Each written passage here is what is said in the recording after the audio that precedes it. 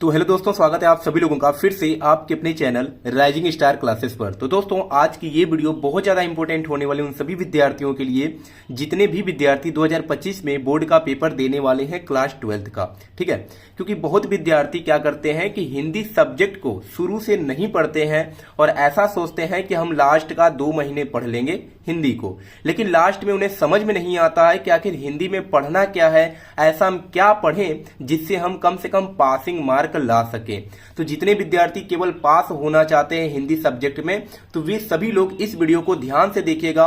आज के इस वीडियो में मैं आपको वही टॉपिक्स बताने वाला हूं जिन्हें आप अगर पढ़ लेते हैं तो आप आसानी से हिंदी में पास हो सकते हैं। ठीक है, तो हिंदी में आपको क्या क्या पढ़ना चाहिए सब कुछ आज के इस वीडियो में आपको बताया जाएगा और वही चीज आपके पेपर में भी आने वाला है। ऐसा नहीं है मैं केवल बताऊंगा और पेपर में नहीं आएगा, वही चीज आएगा, क्योंकि मैं फिक्स चीजें बताने वाला हूं जो पेपर में आएंगे। तो केवल आपको इतना ही पढ़ना है पास होने के लिए, इससे ज्यादा आपको कुछ भी नहीं पढ़ना है। ठीक है, तो सबसे पहला टॉपिक है हिंदी गद्य का विकास। अब कहेंगे ये क्या चीज है? तो हिंदी गद्य का विकास का मतलब आपके हिंदी के पेपर में 10 नंबर का एमसीक्यू टाइप क्वेश्चन पूछा जाता है, जिसमें 5 क्वेश्चन हिंदी गद्य विकास से पूछा जाता है और 5 क्वेश्चन काव्य साहित्य का विकास या हिंदी पद्य साहित्य का विकास इस टॉपिक से पूछा जाता है। तो आप कहेंगे कि सर, तो हमें यहां से एमसीक्यू क्वेश्चन कहां से पता चलेगा कि कौन से एमसीक्यू क्वेश्चन पेपर में आएंगे? तो मैंने कहा ना कि यहीं पर आपको सब कुछ बताया जाएगा। कल मैंने एक वीडियो अपलोड किया था काव्य साहित्य के विकास पर आधारित 20 क्वेश्चंस। ठीक है, और वो 20 प्रश्न इतने ज्यादा इंपॉर्टेंट हैं कि अगर आप केवल उन 20 प्रश्नों को याद कर लेते हैं तो उससे बाहर एक भी क्वेश्चन आपके पेपर में नहीं आने वाला है। तो अगर आपने उस वीडियो को नहीं देखा है तो उस वीडियो का लिंक इस वीडियो के डिस्क्रिप्शन बॉक्स में है, जाकर के उस वीडियो को देख लीजिएगा।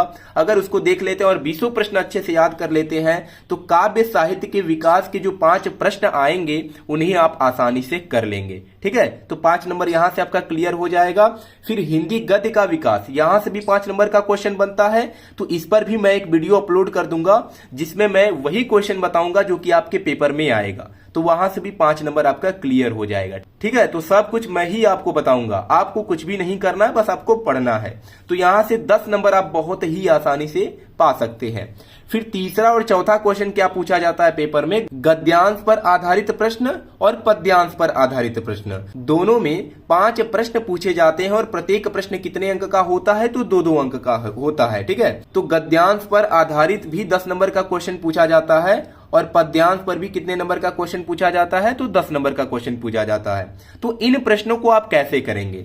तो अगर 5 प्रश्न में से आपको 5 प्रश्न नहीं आ रहा है, लेकिन एक ऐसा प्रश्न होगा जो कि सभी विद्यार्थी को आएगा। कौन सा प्रश्न? जिसमें संदर्भ लिखना होता है। संदर्भ तो केवल एक ही तरीका है याद करने का, समझ जाएंगे कि कैसे लिखना है तो आप किसी भी चैप्टर का संदर्भ लिखने के लिए आप लिख सकते हैं। तो कम से कम एक क्वेश्चन तो संदर्भ से पूछा ही जाता है।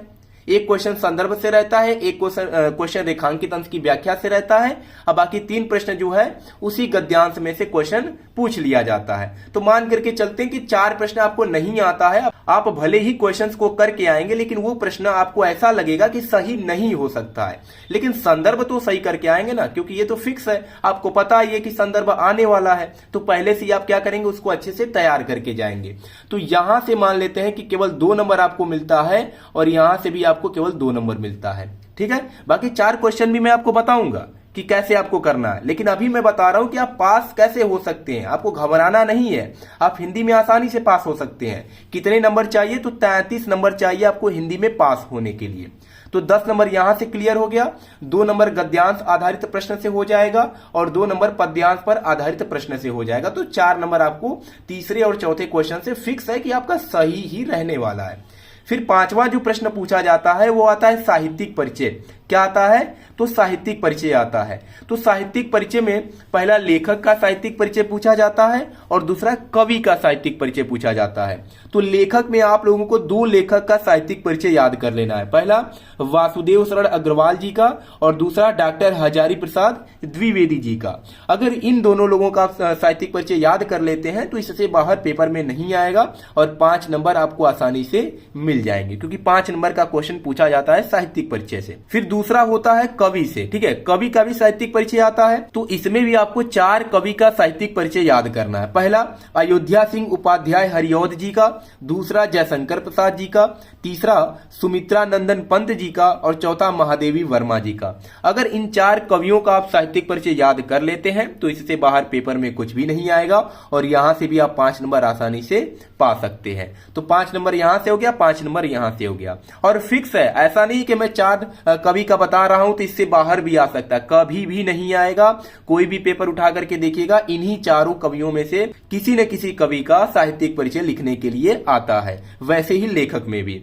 तो 5 नंबर यहां से हो जाएगा और 5 नंबर कवि का साहित्यिक परिचय लिख देंगे तो यहां पर मिल जाएगा। तो 10 नंबर आप साहित्यिक परिचय से भी बहुत ही आसानी से पा सकते हैं।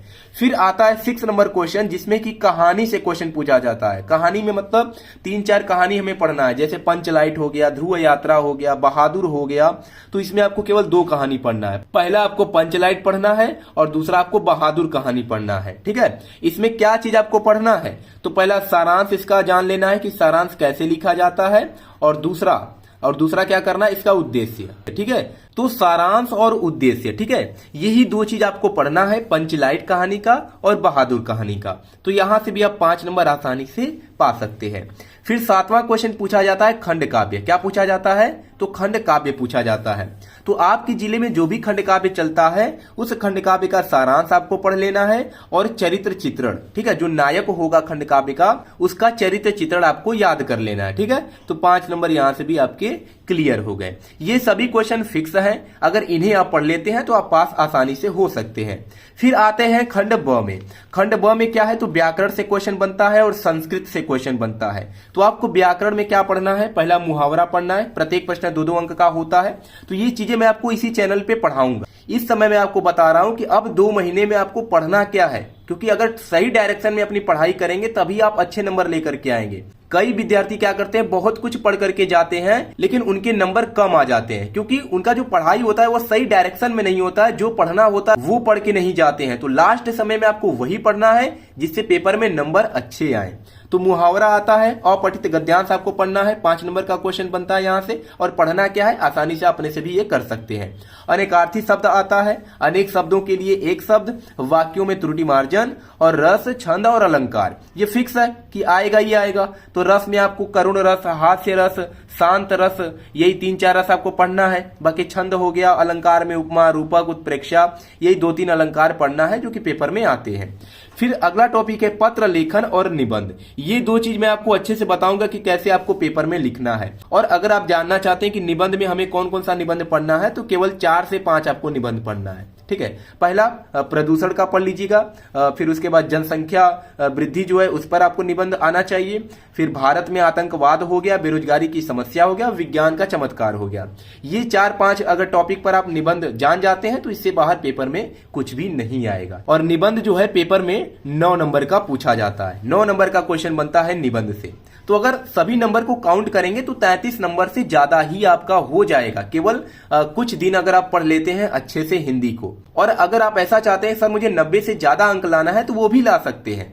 ऐसा नहीं है कि मैं केवल आपको यही बता रहा हूं कि केवल पास होना ही है, आप उससे भी ज्यादा ला सकते हैं। लेकिन बहुत विद्यार्थी घबराए हुए हैं कि अभी तक हमने कुछ भी नहीं पढ़ा है तो हमारा क्या होगा। तो बस हम उनका डर दूर कर रहे हैं कि आप भी अभी भी पढ़ के आसानी से पास हो सकते हैं, ठीक है। तो इन्हीं टॉपिक्स को अच्छे से पढ़ना है। अब अगर हम नंबर को काउंट करते हैं तो 9 नंबर यहां से आपको मिल जाएगा। तो 9 नंबर ये हो गया, फिर यहां से 5 नंबर हो गया, तो 9 5 14 नंबर हो गया। फिर 5 नंबर सारांश या उद्देश्य लिखने का, तो 14 5 कितना हो जाएगा 19। फिर 19 और 5 कितना हो जाएगा, तो 24 हो जाएगा। 24 में 5 जोड़ेंगे तो 5 4 9 यानी कि 29 हो जाएगा, ठीक है। फिर 29, फिर यहां से 2 कितना होगा 30 31, फिर 32 33 हो जाएगा। 33 10 कितना हो जाएगा 43 हो जाएगा। तो पास होने के लिए केवल 33 नंबर चाहिए। और अगर आप कुछ दिन केवल इन टॉपिक्स को पढ़ लेते हैं तो आप 43 नंबर ला सकते हैं, और ये पास होने से 10 नंबर ज्यादा है।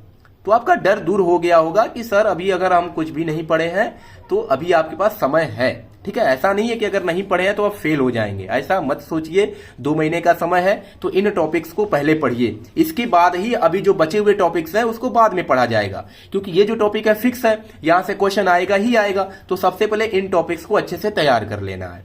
तो चलिए मिलते हैं नेक्स्ट वीडियो में एक नए टॉपिक के साथ, तब तक के लिए धन्यवाद।